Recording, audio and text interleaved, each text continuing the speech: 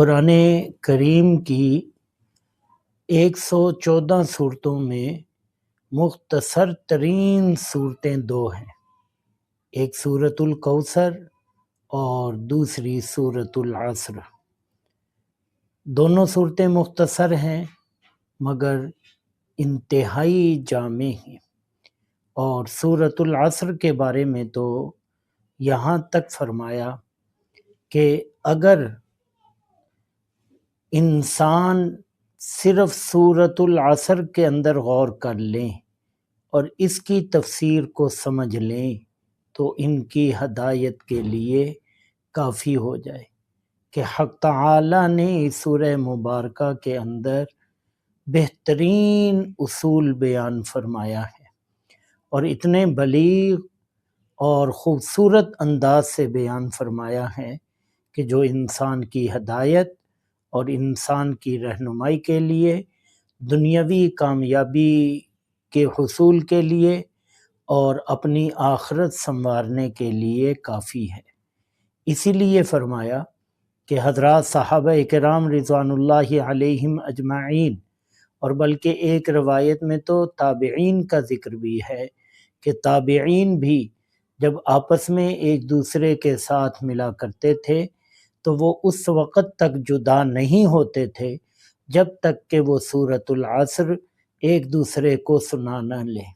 اس سنانے کا مقصد بھی یاد دہانی اور تذکیر ہوتا تھا کہ یاد دہانی ہو جائے کہ ہم کس مقصد کے لیے دنیا میں آئے ہیں اور ہم نے کس انداز سے اپنی زندگی بسر کرنی ہے، کیونکہ مسلمان اور مومن کی سوچ یہ ہوتی ہے کہ میرا یہ دنیا اور یہ جہان یہ بھی خراب نہ ہو اور آخرت بھی ضائع نہ ہو، دنیا کے اندر بھی میں کامیاب ہو جاؤں اور آخرت میں بھی کامیاب ہو جاؤں، تو دونوں جہانوں کی کامیابی کا گر اور کامیابی کے اصول حق تعالی نے اس سورہ مبارکہ کے اندر ارشاد فرمائے۔ ارشاد فرمایا والعصر، یہ جو واو ہے یہ واو قسمیہ کہلاتی ہے کہ حق تعالی قسم کھا رہے ہیں عصر کی۔ عصر اس کا لغوی معنی تو زمانہ ہے۔ اب بعض حضرات نے فرمایا کہ اس سے نماز عصر مراد ہے، نماز عصر کی قسم کھائی، کیونکہ 5 نمازیں، لیکن حق تعالی نے قرآن کریم میں بھی جہاں 5 نمازوں کا ذکر فرمایا تو پھر وہاں حق تعالی نے نماز عصر کا خاص طور پر ذکر فرمایا، حافظوا علی الصلوات والصلاۃ الوسطی، یہ صلاۃ الوسطی سے مراد نماز عصر ہے۔ تو نماز عصر کی اہمیت ہے اور اس کی اہمیت کی کیا وجوہات ہیں وہ ایک علیحدہ عنوان ہے۔ تو بعض نے فرمایا کہ نماز عصر کی قسم کھائی جا رہی، اور بعض نے فرمایا کہ نہیں، جو اس کا لغوی ترجمہ ہے زمانہ، تو زمانے کی قسم کھائی جا رہی۔ اب پھر اس زمانے میں بھی بعض نے فرمایا کہ اس زمانے سے مراد خاص نبی پاک صلی اللہ علیہ وسلم کا زمانہ ہے، خاص نبی پاک صلی اللہ علیہ وسلم کا دور ہے کہ جس دور میں حضور علیہ الصلاۃ والسلام اس دنیا میں تشریف فرما تھے، اور آپ کے تشریف فرمانے کا بھی وہ دور جو نبوت ملنے سے شروع ہوا اور آپ کے دنیا سے پردہ فرمانے پر ختم ہوا، تو وہ زمانہ مراد ہے۔ حق تعالی اس کی قسم کھا رہے ہیں۔ اس زمانے کی قسم کیوں کھائی؟ اس لیے کہ جب سے یہ کائنات بنی اور جب تک یہ کائنات قائم رہے گی، اس پورے عرصے میں، اس پورے زمانے میں، اس پوری مدت میں سب سے بہترین زمانہ اس کائنات کے اندر وہ تھا کہ جس دور میں حضور صلی اللہ علیہ وسلم اس دنیا میں تشریف فرما تھے اور حضور علیہ الصلاۃ والسلام نے اعلان نبوت فرمایا تھا۔ جو آپ کا نبوی دور ہے وہ اس پوری کائنات کا عظیم ترین دور ہے، اسی لیے فرمایا خیر القرون قرنی ثم الذین یلونہم ثم الذین یلونہم، بہترین زمانہ وہ میرا زمانہ ہے، اور پھر وہ زمانہ جو اس کے ساتھ ملا ہوا، اور پھر جو اس کے ساتھ ملا ہوا، تو بہترین دور فرمایا یہ میرا زمانہ ہے۔ اس لیے اس زمانے کے اندر جو لوگ مومن بنے، جنہوں نے ایمان قبول کیا اور جنہوں نے نبی پاک صلی اللہ علیہ وسلم کی صحبت اختیار کی، وہ ایسے عظیم بنے کہ ان کا مقابلہ کوئی نہیں کر سکتا۔ جو عظمت، جو فضیلت حق تعالی نے انہیں عطا فرمائی وہ کسی اور کو مل ہی نہیں سکتی۔ تو بعض نے فرمایا کہ وہ زمانہ مراد ہے، اور بعض نے فرمایا کہ نہیں، اس سے پورا زمانہ مراد ہے، کہ حق تعالی فرما رہے ہیں کہ اس پورے زمانے کی قسم۔ اب قسم کیوں کھا رہے ہیں حق تعالی؟ میں اور آپ قسم کھاتے ہیں کسی کو یقین دلانے کے لیے۔ حق تعالی کو اس بات کی ضرورت نہیں ہے کہ وہ اپنی بات پر یقین کروائیں۔ حق تعالی جو قسم کھاتے ہیں تو جس چیز کی قسم کھاتے ہیں اس چیز کو گواہ بناتے ہیں اپنی بات پر۔ حق تعالی نے جس چیز کی قسم کھائی، مطلب کیا آگے جو بیان فرمایا، تو گویا کہ حق تعالی جس چیز کی قسم کھا رہے ہیں اپنی بات پر اس چیز کو گواہ بنا رہے ہیں۔ تو فرمایا والعصر، قسم ہے زمانے کی، کہ کیا مطلب پورے زمانے کو حق تعالی نے گواہ بنایا، کہ پورا زمانہ دیکھ لیجئے، زمانے کا عروج دیکھ لیجئے، زوال دیکھ لیجئے، قوموں کا ترقی کرنا اور قوموں کا پستی میں گرنا، یہ ترقی اور تنزلی، یہ کامیابی اور ناکامی، یہ عروج پکڑنا، حاکم بننا اور محکوم ہونا، کامیاب ہونا اور نامراد ہونا، یہ سارا زمانہ اور یہ ساری کائنات اور یہ سارا زمانہ اس بات پر گواہ ہے ان الانسان لفی خسر، کہ انسان گھاٹے میں ہے، انسان نقصان میں ہے۔ اب انسان فرمایا، کسی خاص قوم کا ذکر نہیں فرمایا، کسی خاص طبقے کا ذکر نہیں فرمایا، بلکہ فرمایا ان الانسان، مطلق انسان، گویا کہ سارے انسان، اس میں جو بھی بشر ہے، جو بھی انسان ہے وہ اس کے اندر شامل ہے، اس بات میں داخل ہے۔ فرمایا سارے کے سارے گھاٹے میں ہیں، ان الانسان لفی خسر، سارے انسان گھاٹے میں ہیں۔ کوئی گھاٹے سے، نقصان سے بچا ہوا بھی ہے؟ فرمایا کہ ہاں، کون؟ الا الذین آمنوا وعملوا الصالحات وتواصوا بالحق وتواصوا بالصبر، مگر وہ لوگ کہ جو ایمان لائے، آمنو ایمان لائے، وعملوا الصالحات اور نیک اعمال کیے، وتواصوا بالحق اور ایک دوسرے کو حق کی تلقین کرتے رہے، وتواصوا بالصبر اور ایک دوسرے کو صبر کی تلقین کرتے رہے۔ گویا کہ جن کے اندر 4 شرطیں پائی جاتی ہیں وہ نقصان میں نہیں ہے، باقی سب نقصان میں ہے۔ 4 کام اللہ نے ذکر فرمائے، ایمان، اعمال صالحہ، تواصی بالحق اور تواصی بالصبر۔ گویا کہ اگر نقصان سے بچنا ہے تو یہ 4 کام کرنے پڑیں گے۔ جو بھی 4 کام کر رہا ہوگا وہ نقصان میں نہیں ہے، وہ کسی بھی حال میں ہے تو وہ نقصان میں نہیں ہے، وہ کسی بھی جگہ میں ہے وہ نقصان میں نہیں ہے، وہ کسی بھی زمانے میں ہے وہ نقصان میں نہیں ہے، جو یہ 4 کام کرنے والا ہے۔ اور جو یہ 4 کام نہیں کرنے والا، وہ کسی بھی حال میں، کسی بھی جگہ ہے، کسی بھی وقت کے اندر ہے، وہ نقصان میں ہے۔ کیوں؟ اس لیے کہ اللہ فرما رہے ہیں۔ میری بات غلط ہو سکتی ہے، آپ کا تجربہ غلط ہو سکتا ہے، کوئی غلط کہہ سکتا ہے، غلط بول سکتا ہے، غلط سن سکتا ہے، لیکن حق تعالی کی بات غلط نہیں ہو سکتی۔ اس لیے فرمایا ان الانسان لفی خسر، سارے انسان نقصان میں۔ بچا ہوا کون ہے؟ پہلی شرط آمنو، ایمان والے۔ اب ایمان کسے کہتے ہیں؟ ایمان کی تفصیل تو بہت زیادہ ہے، آپ اگر غور فرمائیں گے سنیں گے انشاءاللہ ایمان تازہ ہوگا اور اس کا بہت فائدہ ہوگا۔ یہ مختصر انتہائی مختصر الفاظ کے اندر میں عرض کر رہا ہوں کہ ایمان کی تفصیل تو بہت زیادہ ہے، لیکن اجمالی طور پر ایک ہے ایمان مفصل، ایک ہے ایمان مجمل۔ اجمالی طور پر آمنت باللہ کما ہوا باسمائہ وصفاتہ وقبلت جمیع احکامہ اقرار باللسان وتصدیق بالقلب، کہ میں ایمان لایا اللہ پر۔ کس اللہ پر بھائی؟ کیسے ایمان لائے؟ کہ میں نے اپنی طرف سے کوئی تصور نہیں قائم کیا کہ اپنے ذہن میں ایک خاکہ بنایا ہو اور میں کہوں کہ میں ایسے اللہ پر ایمان نہیں۔ کما ہوا باسمائہ و صفاتہ، جیسا کہ اللہ کے اسماء اور اس کی صفات ہیں، جیسا وہ ہے میں ویسے ہی اس کی تمام صفات و اسماء کے ساتھ میں اس ذات پر ایمان لایا ہوں۔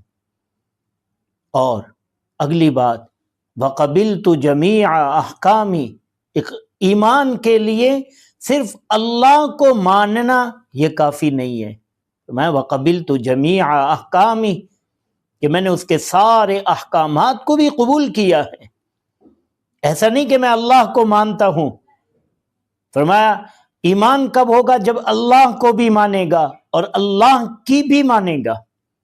اللہ کو بھی مانتا ہے اور اللہ کی بھی مانتا ہے، اللہ کو بھی مانتا ہے اور اللہ جو بات فرماتے ہیں اس کو بھی مانتا ہے، اللہ کو بھی مانتا ہے اور اللہ جو احکامات صادر فرماتے ہیں اس پر بھی اس کا ایمان ہے، اس اللہ کے سارے حکموں کو مانتا ہے۔ اللہ نے نماز کا حکم فرمایا وہ مانتا ہے، روزے کا حکم فرمایا وہ مانتا ہے، زکوٰۃ کا حکم فرمایا وہ مانتا ہے، جن چیزوں کے کرنے کا حکم فرمایا وہ ان کو بھی تسلیم کرتا ہے اور جن چیزوں سے منع فرمایا وہ ان کو بھی تسلیم کرتا ہے۔ وقبلت جمیع احکام کو ماننا یہ ضروری ہے، باقی ماننے کے بعد اگر کسی سے نافرمانی ہو جاتی، حکم عدولی ہو جاتی، اسے گناہ کہتے ہیں، چاہے وہ گناہ صغیرہ ہو اور چاہے گناہ کبیرہ ہو۔ لیکن ایک شخص اللہ کے حکم کو مانتا ہی نہیں، سرے سے وہ اس حکم کا انکار کرتا ہے، اس کو بغاوت کہتے ہیں۔ انکار کرنے والا مومن نہیں ہے، مان کر کمی کوتاہی کرنے والا اس کے لیے توبہ ہے، معافی ہے، وہ معافی ہو سکتی ہے، لیکن گناہ کرنے سے انسان بے ایمان نہیں ہو جاتا، انکار کرنے سے انسان ایمان سے خارج ہو جاتا ہے۔ غور کریں، وقبلت جمیع احکامی، میں نے اس کے سارے احکامات کو قبول کیا۔ اقرار باللسان، میں اس بات کا زبان سے بھی اقرار کر رہا ہوں، یہ نہیں کہ میں کہوں کہ جی میرے دل میں ایمان ہے، زبان سے کیا ہوتا ہے، زبان سے کہنے کی ضرورت نہیں بھائی، جب موقع ہو زبان سے بھی کہنا ضروری ہے۔ اقرار باللسان، میں زبان سے اس بات کا اقرار کرتا ہوں، اور صرف یہ نہیں کہ میں اوپر اوپر سے زبان سے تو کہہ رہا ہوں، نہیں، وتصدیق بالقلب، اور میں دل سے اس کی تصدیق بھی کرتا ہوں، جو زبان سے کہہ رہا ہوں، جس چیز کا اقرار کر رہا ہوں، دل سے اس کی تصدیق کر رہا ہوں۔ یہ ایمان مجمل ہے۔ ایک دفعہ پھر تصور کر لیں تاکہ ایمان تازہ ہو جائے اور ایمان ثابت ہو جائے کہ میں اللہ پر ایمان لایا اس کی تمام اسماء و صفات کے ساتھ، اور میں نے اس کے سارے احکامات کو قبول کیا جو بھی اس نے حکم فرمایا ہے۔ میں نے سارے احکامات قبول، جو مجھے پتہ ہے مجھے نہیں پتہ، سارے احکامات میں نے قبول کیے۔ جو اللہ کا حکم ہے میں اللہ کے ہر حکم کو مانتا ہوں، اللہ کے کسی حکم کا انکار نہیں کرتا، اور اس بات کا میں زبان سے اقرار بھی کرتا ہوں اور دل سے تصدیق بھی کرتا ہوں۔ اب ایمان تو ثابت ہو گیا، لیکن بھائی ایمان ایک درخت ہے اور نیک اعمال اس درخت کا پھل ہے۔ درخت کی پہچان اس کے پھلوں سے ہوتی ہے۔ آپ کہتے رہے میں مومن ہوں، لیکن آپ نماز نہ پڑھیں، آپ کیسے مومن ہیں بھائی؟ آپ نماز نہیں پڑھتے۔ آپ کیسے مومن ہیں؟ ماہ رمضان کے روزے نہیں رکھتے۔ آپ کیسے مومن ہیں؟ اللہ پاک نے آپ کو دولت سے نوازا ہے، آپ زکوٰۃ نہیں نکالتے۔ ایمان کے بعد اعمال صالحہ ضروری ہے۔ حق تعالیٰ نے کامیابی کا جہاں بھی ذکر فرمایا دونوں کو اکٹھا ذکر فرمایا، خالی ایمان کو نہیں ذکر فرمایا، بلکہ ایمان اور عمل صالح، اللہ نے دونوں چیزوں کو ملا کے ذکر فرمایا، ان الذین آمنوا وعملوا الصالحات، ان الذین آمنوا وعملوا الصالحات، ایمان لانے والے اور اعمال صالحہ کرنے والے، کانت لہم جنات الفردوس نزلا، سابقہ قومیں اتنا کام کرنے سے ہدایت پا جاتی تھی، جنت کی حقدار ٹھہرتی تھی۔ یہ دو کام کرنے ان کے لیے کافی تھے، ایمان اور اعمال صالحہ، لیکن اس قوم کے لیے ضروری ہے کہ تواصی بالحق، کہ وہ جو ایمان لائی ہے خود اور جو اعمال صالحہ خود کرنے والا ہے، یہ اس اعمال صالحہ کی تلقین دوسروں کو بھی کرنا، وہ ایمان دوسروں تک بھی پہنچانا، تواصی بالحق، حق بات کی تلقین کرنا۔ اور بھائی اس میں جب انسان یہ کام کرتا ہے تو مشکلات تو آتی ہیں، جب انسان ایمان اختیار کرتا ہے، اعمال صالحہ اختیار کرتا ہے تو برداشت تو کرنی پڑتی ہے، وتواصی بالصبر، صبر کی تلقین کرنا۔ گویا کہ جو دو کام خود کر رہا ہے، ایمان اور اعمال صالحہ، یہی دو کام دوسروں کے اندر بھی پیدا کرنے کی کوشش کرنا، تواصی بالحق ایمان اور تواصی بالصبر اعمال صالحہ۔ تو یہ کامیابی کا گر اور اصول بتایا۔ کار کوٹھی بنگلہ بنا لینے سے انسان کامیاب نہیں ہو جاتا، بلکہ جو ان چار کاموں کو چھوڑے گا وہ ناکام ہوگا، اور جو ان کو کرے گا وہ کامیاب ہوگا۔ یہ چار کام کرنے والا کامیاب ہے، چاہے کار کوٹھی بنگلہ ہے تب بھی وہ کامیاب، یہ نہیں ہے تب بھی وہ کامیاب ہے، برسر اقتدار ہے اور ساتھ ساتھ ایمان اعمال صالحہ تواصی بالحق اور تواصی بالصبر ہے، پھر بھی وہ کامیاب ہے۔ برسر اقتدار نہیں ہے، محکوم ہے، لیکن یہ چار کام کر رہا ہے، وہ کامیاب ہے۔ تو رہنما اصول کیا ہے؟ اللہ پاک نے اس چیز کو قسم کھا کے ارشاد فرمایا کہ زمانہ اس بات پر گواہ ہے کہ کامیاب وہی لوگ ہوئے ہیں جو ایمان اور اعمال صالحہ کو جنہوں نے اختیار کیا۔ جنہوں نے ایمان اختیار نہیں کیا، لوگ بے شک انہیں کامیاب سمجھ رہے تھے، لیکن وہ کامیابی عارضی تھی، دائمی نہیں تھی، وہ وقتی تھی، ہمیشہ کے لیے نہیں تھی۔ ہمیشہ کے لیے کامیاب کون ہوئے ہیں؟ وہی جن کے بارے میں حق تعالی اس سورہ مبارکہ کے اندر اعلان فرما رہے۔ یہی وہ تذکیر ہے اور یہی وہ یاد دہانی ہے کہ جس کے لیے صحابہ اکرام رضوان اللہ علیہم اجمعین جب بھی آپس میں ملتے تھے تو وہ یہ سورت تلاوت فرماتے تھے، یہ یاد دہانی کرواتے تھے۔ دیکھو کسی بھی شعبے میں ہو اور کسی بھی شغل میں ہو، کسی بھی مصروفیت کے اندر مصروف ہو، یہ کام نہ چھوڑنا، یہ کام کرنے ہیں، اپنے ایمان کو سلامت رکھنا ہے، ایمان کی دیکھ بھال کرنی ہے اور اعمال صالحہ پر اختیار کرنے ہیں، اور صرف خود اپنی نماز پر اکتفا نہیں کرنا بلکہ تواصی بالحق، اور اس میں سب سے پہلے قریبی رشتہ دار، اقربا، خاندان کے لوگ، گھر کے لوگ، یہ صرف اپنی نماز پر اکتفا نہیں، اپنے گھر والوں کی نماز کی بھی فکر، اپنی اولاد کی بھی نماز کی فکر، اپنی بیوی بچوں کی نماز کی فکر، بہن بھائیوں کی نماز کی فکر، اپنے رشتہ داروں کی، اہل محلہ کی، اپنے پڑوس میں رہنے والے، کہ خود تو جا رہا ہے لیکن پڑوس میں بے نمازی ہے، 5 سال ہو گئے، 10 سال ہو گئے، 20 سال ہو گئے ایک جگہ رہتے ہوئے، اس کے وہ پڑوسی ہے، 10 سال میں ایک مرتبہ بھی اس کو نماز کی ترغیب نہیں دی کہ بھائی آپ مسلمان ہیں، میں نے آپ کو کبھی نماز کے لیے جاتے ہوئے نہیں دیکھا، کبھی آپ کو مسجد میں نہیں دیکھا، تو پھر وہ کیسا مسلمان؟ اس لیے تواصی بالحق اور تواصی بالصبر، حق تعالی ہم سب کو اس کی توفیق دے۔